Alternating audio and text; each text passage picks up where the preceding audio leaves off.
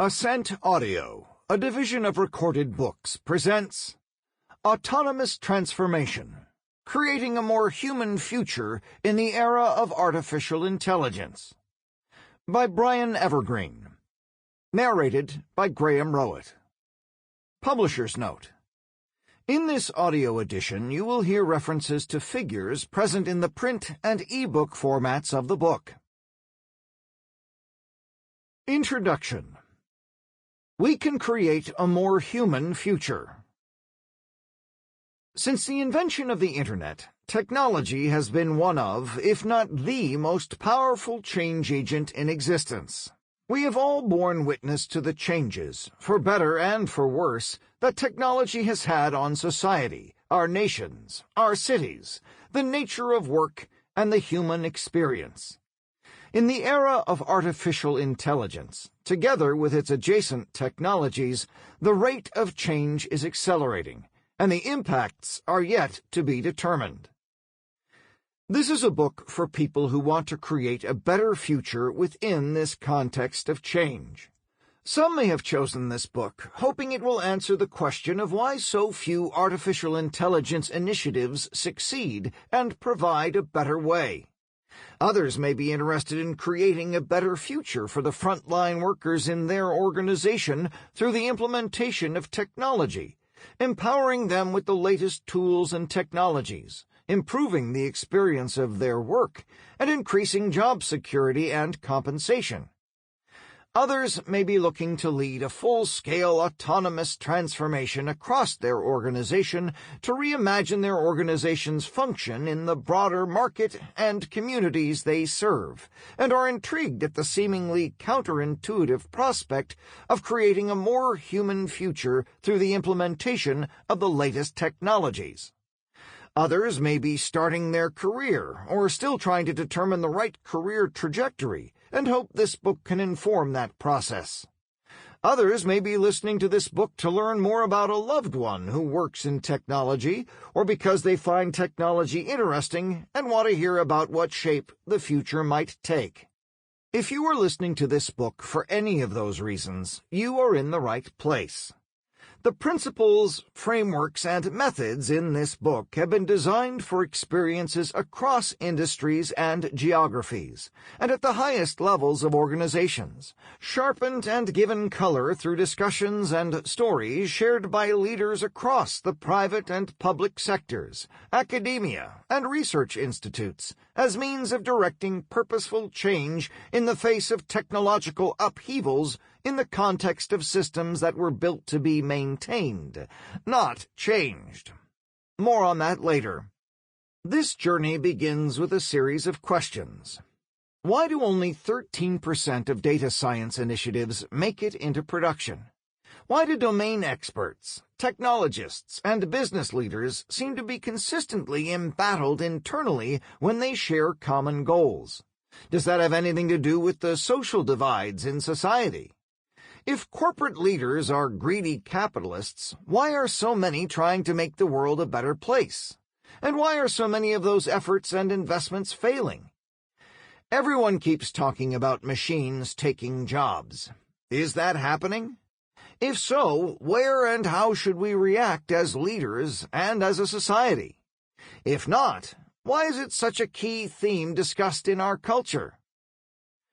The answers to these questions led to more questions, but also a thread of seemingly disconnected answers, which I pulled as hard as I could, like the thread of a sweater. This book is a collection of what I found in the unravelings, combined with my own experience leading and advising digital transformation initiatives for some of the world's most valuable companies and trying to solve systemic challenges together, using the best and latest technologies paired with immense resources. I have translated these findings into the principles, frameworks, and methods with which organizational leaders can create a more human future in this era of change. What is a more human future? If this book succeeds in its aim of equipping you with the process by which you might influence or even create the future in the context of technological upheaval, there remains the question of what future you will create. If your goal is similar to mine, in that you want to create a more human future and have a positive impact on humanity, or even simply on the humans around you, it will be important to start with a shared understanding and definition of what a more human future could look like, and what kind of future impacts would be positive for humankind, so that you can communicate that goal effectively with others and measure your impacts against that goal. This definition will inevitably vary across geographic and cultural backgrounds, but the following posits a starting point from which individuals or organizational leaders can build a vision for their definition of a more human future. For me, a more human future is one in which future generations have the capability to be safe and healthy, to have access to rich educational experiences, to connect meaningfully with other people from all over the world, to make and purchase ethically sourced goods, to have dignity through both the access and the ability to create value in the world and be compensated fairly, to look forward to the future with hope, to feel empowered to create a better future for their future generations, to delight in the vastness of the human experience across cultures and history, to deeply understand and feel empowered to make ethical choices without the presence of bias, implicit or otherwise, and to harness their uniquely human potential to do or be or create something that is meaningful to them. How do we create this more human future?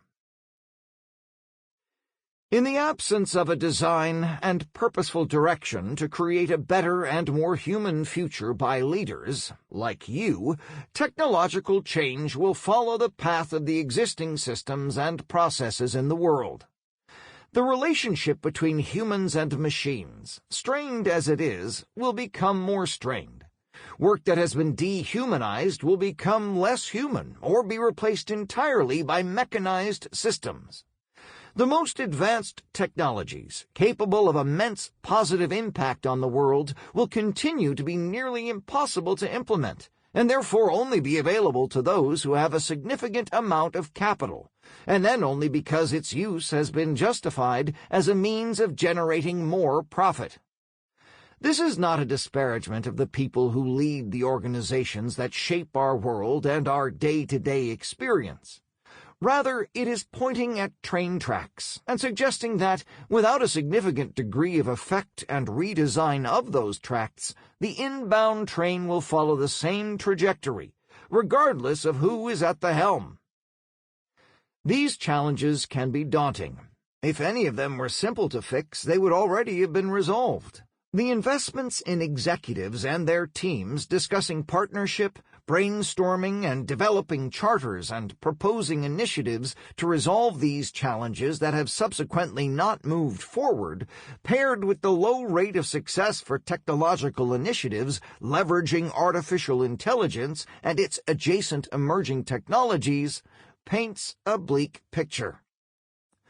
Fortunately, these challenges can be addressed, with positive impacts to our organizations, the people working within them, the communities they serve and in which they operate, and to society. How? By replacing the way that we approach solving problems. This is one of the surprising findings that has led to writing this book. 87% of organizational leaders who have applied the best processes or approaches to solving problems available to them to implement machine learning, a subdiscipline of artificial intelligence, have been unsuccessful. The best processes available to them. We have inherited and optimized processes and systems designed in the Industrial Revolution that have been instrumental in architecting and solving 20th century challenges.